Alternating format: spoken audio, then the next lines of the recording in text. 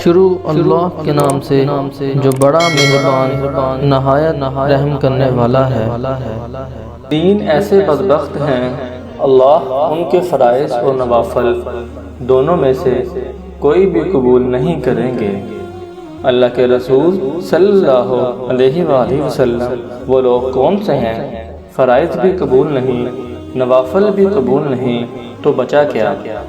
فرمایا ایک وہ ہے جو والدین کا نافرمان ہے، جو نیکی کر کے جتلانے والا ہے، احسان اور تقدیر کو جھٹلانے والا ہے۔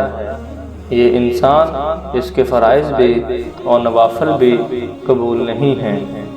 تیسرا بدبخت وہ ہے جس کو آج لوگ بڑا خوش نصیب کہتے ہیں۔ پریشانی کیا ہے؟ آؤ پلمس کے پاس لے جاؤں، وہ بڑی پہنچی ہوئی سرکار ہیں، آپ کا ہاتھ دیکھیں گے صرف انہوں نے ذائچہ بنانا ہے، لائنیں دیکھیں گے آپ کو سب کچھ کھول کر بتا دیں گے۔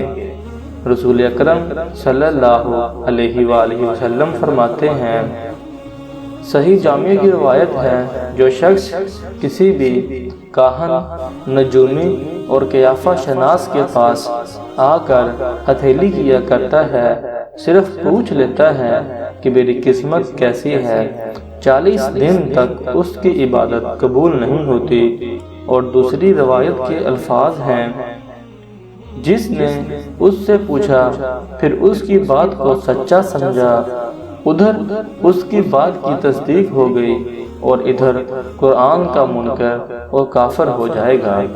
عقائد بچاؤ، اعمال بچاؤ۔ اللہ پاک ہم سب کو ان 3 عادات سے بچنے کی توفیق عطا فرمائے، آمین ثم آمین۔